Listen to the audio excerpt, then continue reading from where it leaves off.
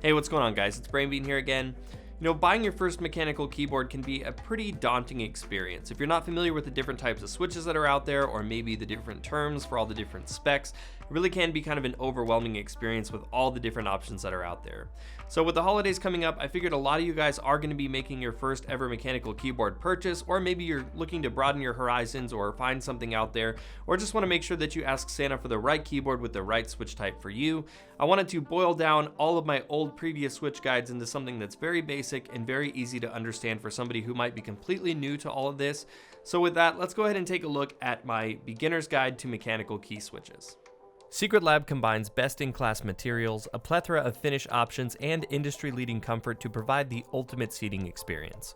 With models for users of all sizes and aesthetic tastes, there's sure to be a chair for any setup. Click the link in the description to find out which chair is right for you. Now, like I mentioned at the beginning of the video, I'm going to keep this very basic from the start. So if you're familiar with keyboards or you're a regular watcher of my channel, this probably isn't a whole lot of new info for you. And with that, we're going to start at the very, very basic of just talking about what is a mechanical keyboard. So what are mechanical keyboards? Mechanical keyboards use physical switches under each individual key that, when pressed, send a signal to the computer. The keyboards you're probably used to seeing most out in the wild are membrane keyboards. Now, these keyboards typically come with computers, and they would be what you would use in school or at your local library, for example. These keyboards use multiple layers of plastic membranes that close a circuit when the key is pressed. These membranes run the entire length of the board, and they include all of the keys on a single sheet. Mechanical switches are all separate from each other, eliminating the possibility of the wrong key being activated during a press. This also allows for something called rollover, which in the simplest terms means how many keys can be pressed simultaneously and still sent unimpeded to the computer.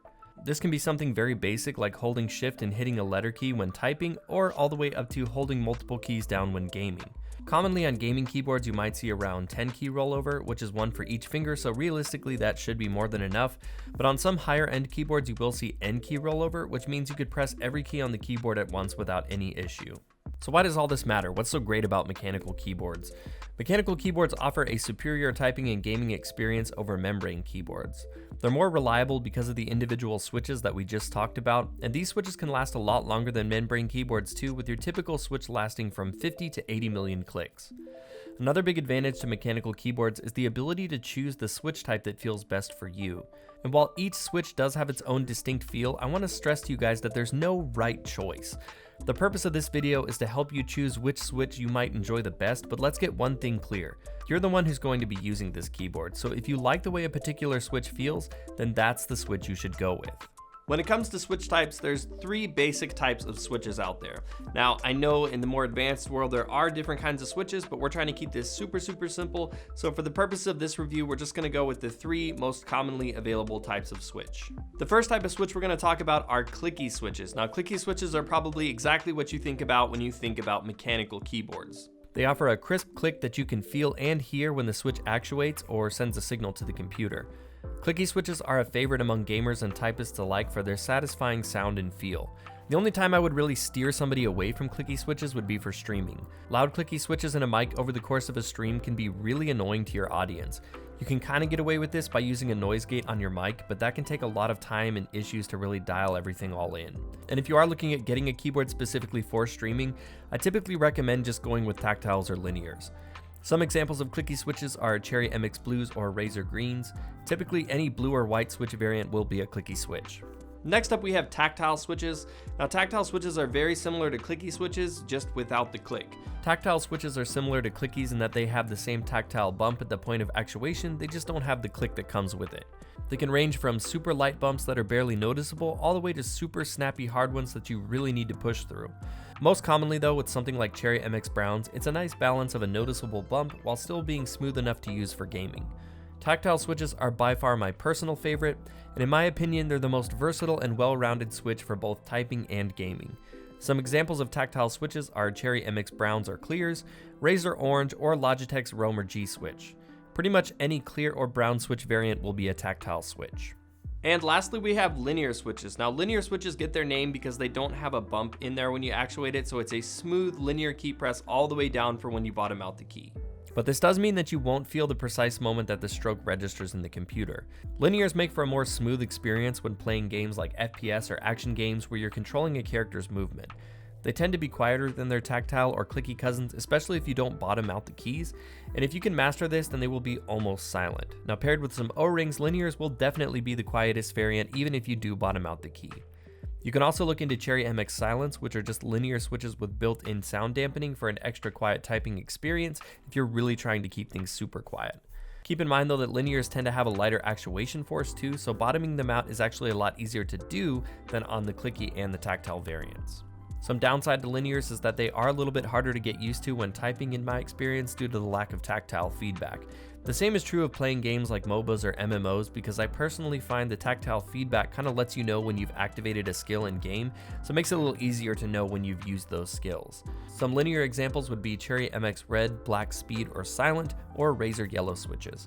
Pretty much any red, black, or silver switch variant is going to be a linear switch, but keep in mind that these aren't hard rules, so always double check what switch type it is. I'm going to quickly just do a brief sound comparison between clicky, linear, and tactile switches, but if you want to hear a bunch of different switches or particular brands of switches, I'm going to leave a link in the description to my 34 switch sound test video.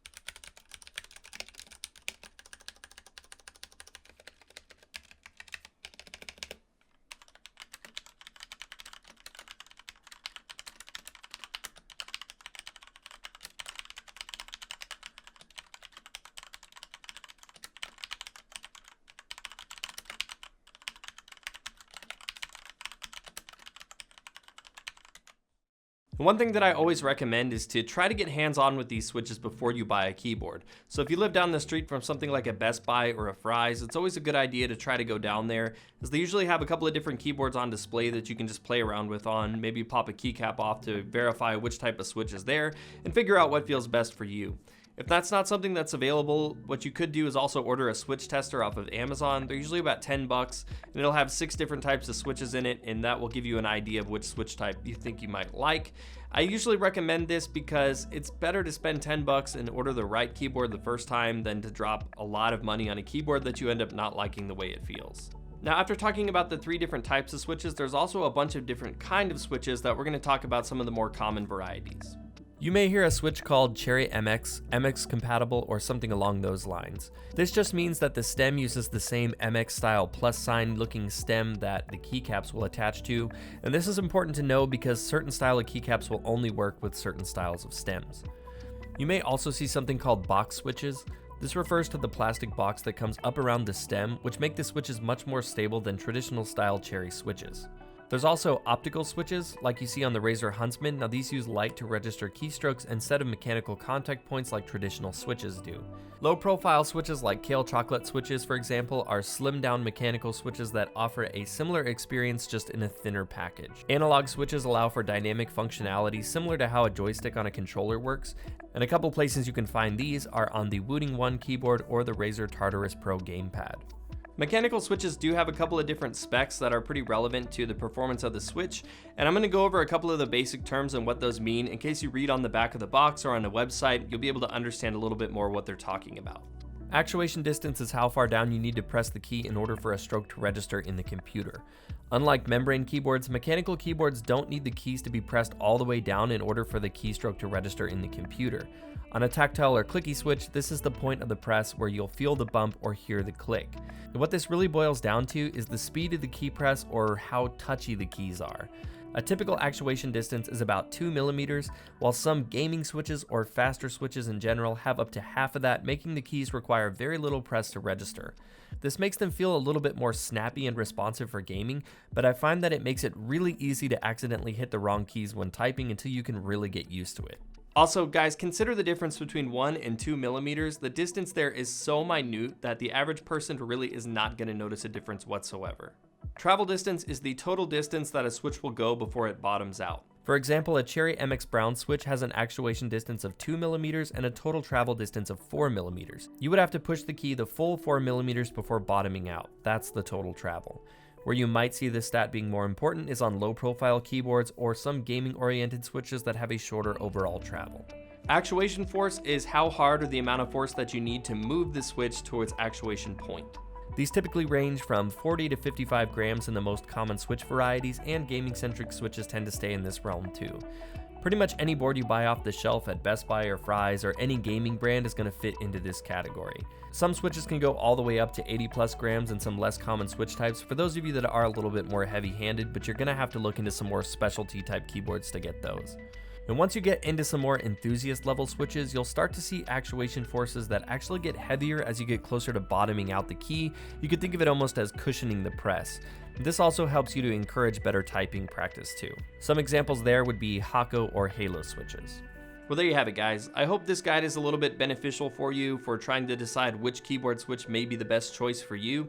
Again, I really want to stress that there is no right choice here, so just find the one that feels best for you, and that's what you should go with. Again, I do really recommend getting hands-on with these, whether in the store or with the key switch tester. And feel free to leave comments down below asking questions. I'll do my best to answer them, as well as I know the main audience for my channel knows quite a lot about keyboards, so I encourage some of you guys to help answer some of these questions as well. But anyways, guys, if you enjoyed this video, give it a like to show your support. And if you're new here on the channel, I'd love to see you stick around, as I've got a lot more videos like this coming for you in the near future. And as always, guys, thank you so much for watching, and I will see you in the next one.